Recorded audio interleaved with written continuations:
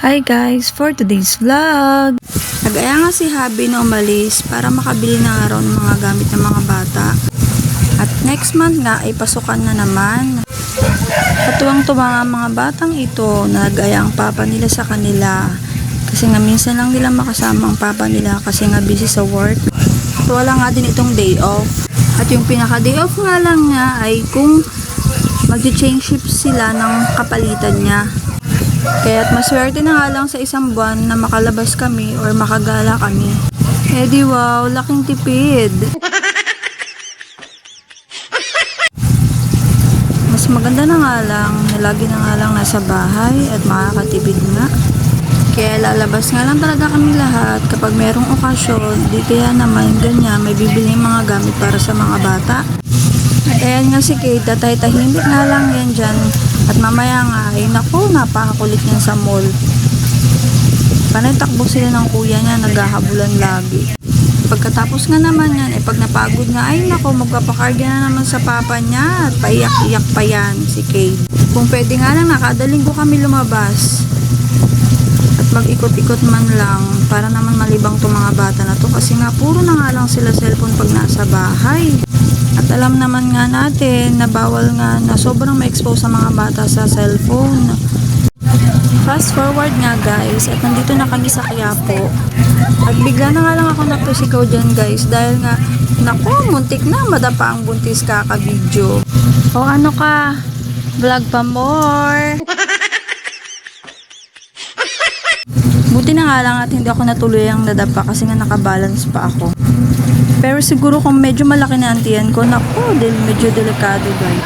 Nandito na nga kami sa loob ng Quiapo Church guys. Sakto nga yan, na pagdating namin ay mag-umisa pa nga lang ang kanilang sagala. Yes guys, nasakto nga ang pagpunta namin dito at makakapanood nga kami ng sagala. At ngayon nga lang din kayo makakapanood ng kanilang sagala dito sa Quiapo. Kaya pagkakita ko nga ay agad na ako nag-video. At syempre nga sobrang gaganda ng mga nagsasagala guys. At hindi ko na nga dito pinakita guys ang aking video ay napakahaba nga.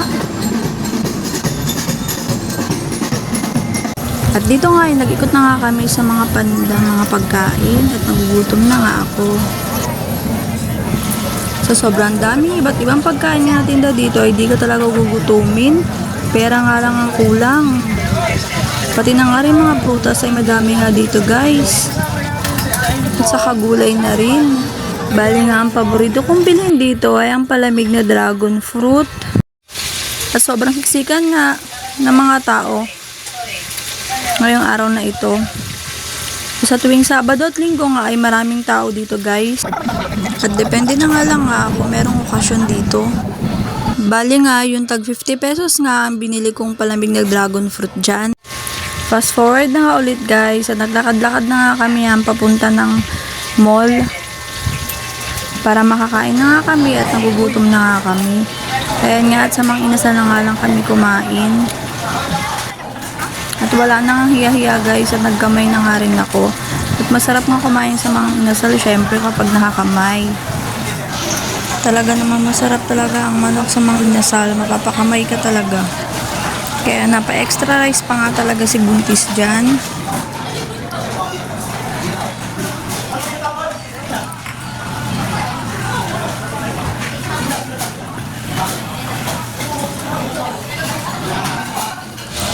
At ang sarap pa nga ay may coke. Uy, naku buntis, bawal sa'yo yan. Pero di bale, minsan lang naman yan eh. Nautusan pa nga ako ni Habi na kumuha ng sabaw.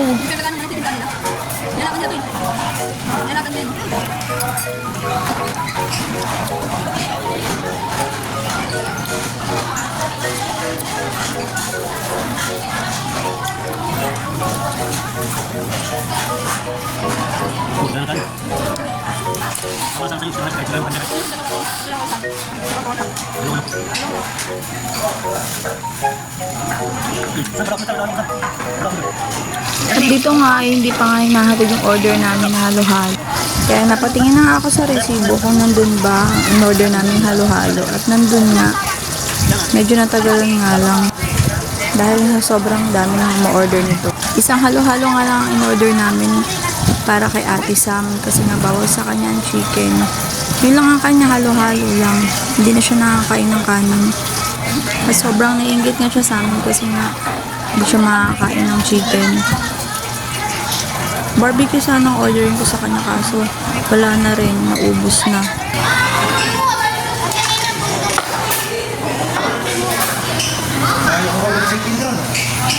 Kaya mo chicken mo? Daddy, bundok to? Baka yung chicken nyo, busog kayo. Ate, bundok ka? Just lang na. Landslide? Nando? Bundok nga to. Flat. Style ng babae. Ay, nagugas ang kamay doon, no? Tapos ininom yung tubig yung ano.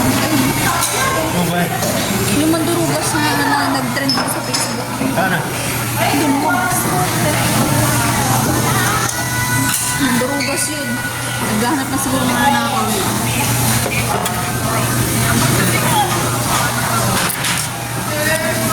Kaya nung nakita ko, nung titigan ko siya, bigla siyang ano eh. Nakainom dyan ng tubig. Tama. Search ka? Paano niya? O yung resibo, titignan yan. Ay, hindi may resibo. Oo, dito mo pa nilagay. Yung resibo ba?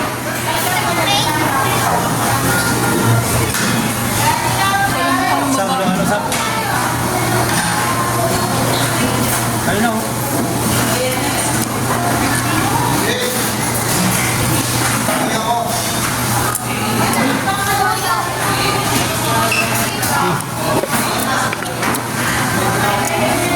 Ano ba yan? Asin. Bakit na lang yun? Saan? Kanin. Wala ka na?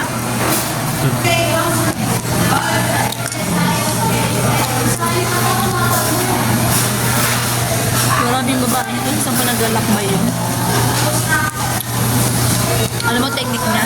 Hindi ba kakain? Kumain siya sa ano yung kumain ako quick. Quick na. Kumain siya tapos kain siya. Kasi inantay niya muna dumami yung tao. Tapos maya nung tapos na siya. Hingin ka tubig, Kit. Yan ko ate ah. Hingin ka tubig yun ah. Nagpalamig pa siya. Tapos maya sabi niya sa tindera. Sabi niya, sukli ko. Hindi pa siya nagbayad Haluin mo na. muna mayos. Ay, hindi pa siya nagbayad. Sabi niya sa tindera, sukli ko. Sabi ng tindera, nung daan ng tindera. Ay, ano ba siya? Nagbayad. Kasi alam mo, technique mo. Huwag ka pang papaman. Sabi niya, oh, nagbayad na ako sa'yo ah. Sikot ka. Jadi yung babae, yung tindera na sindak mo na. Binigyan pa ng sukli. Binigyan kain pa, binigyan pa ng sukli. Eh may CCTV, sabi ng may-ari. Dapat hindi na binigyan ng tindera ko yung sukli. Nasindak lang kasi tinapot yung May, tindera. haluin mo muna samantala. Haluin mo muna. Mag-order kayo ulit doon. Kung gusto nyo. Tikim lang yung sate. Tikim lang Sam. Tikim Tikim lang. lang sate. Bakit ka po din? Ayun po, kapal mo. Sam, nabigyan mo. Ano ko, Ben? Kahit halo-halo. Order pa tayo.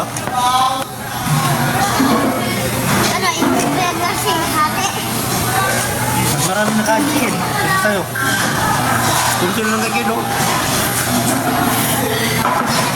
Oo, kanin niya. Ito. Hindi na, dalawa kayo. Hindi na, Kit. Bakit tayo? Sino siya makatayo? Busog ba? Hindi ko lang kain. Ilan siya percent na to? Ikaw nga ka. Yung plastic, dalawa. Tapos ano? Mapapagin. Ilagay sa bag eh. Pwede nga nga. Tubig. Tama na, hindi yung Sir, sige butas. na. Ito, hindi naman butas, di ba? Tama na.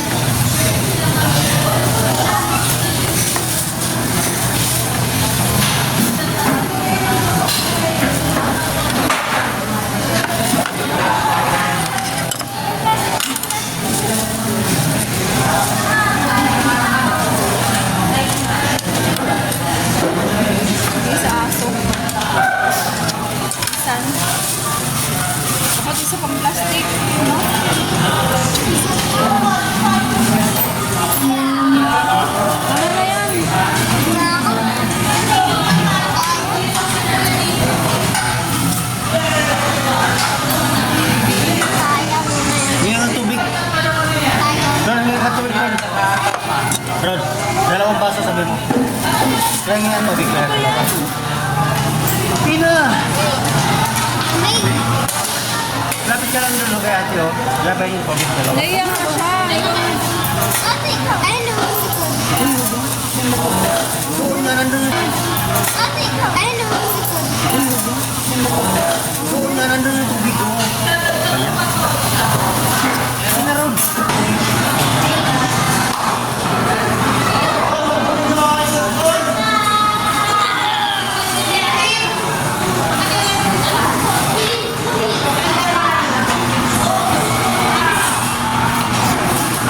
Luis. Please, Luis.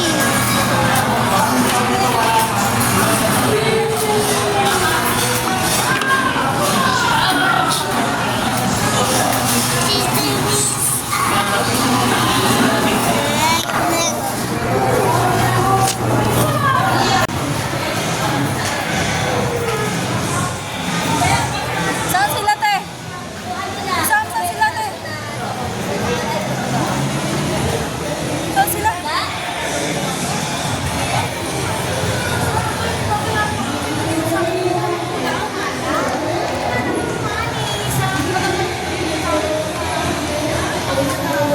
May mga bag yan dyan. Pili ka na lang dito. Nandito na eh. Gaganda na ng mga bag na yan, no? Ayaw mo pa niyan.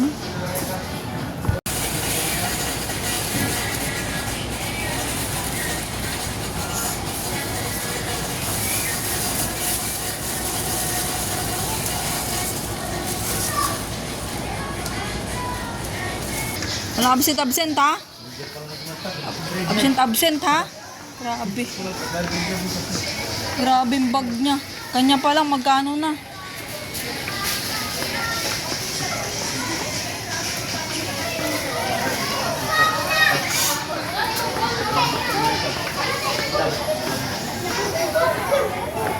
Si Aaron naman sunod bag. Bilang ko rin si Aaron, kakawa naman si Aaron. Pero may sapatos yan si Aaron eh.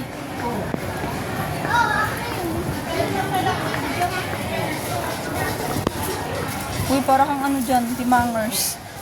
Nagsayaw ka pa dyan. Lo, tuwan-tuwa. Fast forward na nga pala guys at nakauwi na kami niyan. Hindi na pala ako nakapag-video kasi nga napapagod na si Buntis. Hanggang dito na lang ang ating video. Bilang niya kung ilan yung bulsa. Bye! Bali nga ang binili muna namin sa kanila ay ang bag at sapatos. Sa sunod naman ang ibang mga notebook nila. Mahirap na pagsabay-sabayin guys. Walang budget.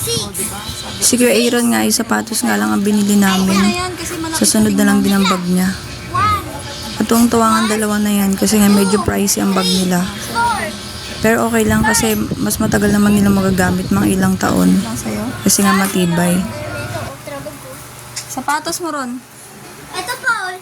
Ma, lagayin mo itong lapis. Dito, lagayin bag ko. Galing na. Ay, dito na yung mga colors ko. Dito, colors ko. Dito na lang ako. Dito bag ko. Limang pa. Ang sabi mo kay Ay, papa dito mo. bag ko. Ang sabi mo kay papa mo. Dito, dito. Ano to, sampay na to? Dito. Thank you. Ah. Thank you, Daddy. Thank you. Kung bati, sampay mo na to. Ah. Ganda ng bag ka. O, ayusin na yan dyan. Pahinga muna tayo. Ma, Oo. ano nga to? Ano na to? Oh.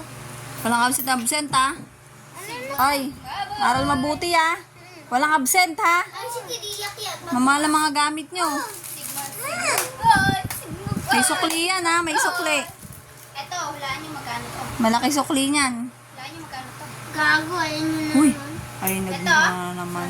Ayan siya, guys. Diba? Patingin nga ah. Ayos ka ah. Bumili siya na naman. Usig, Wala pala talaga to siya oh. Bumili naman. Ito mo.